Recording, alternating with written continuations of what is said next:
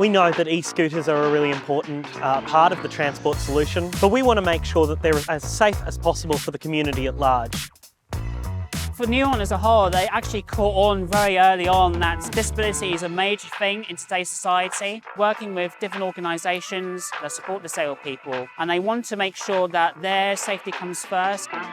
We know they're fun and they're an easy way to get around the city. All we'd say is to remember to ride safely, to slow down around pedestrians. You never know who might be blind or vision impaired. It's really important that operators like Neuron do collaborate with sight loss charities, because our members, our volunteers who all have sight loss can bring that perspective.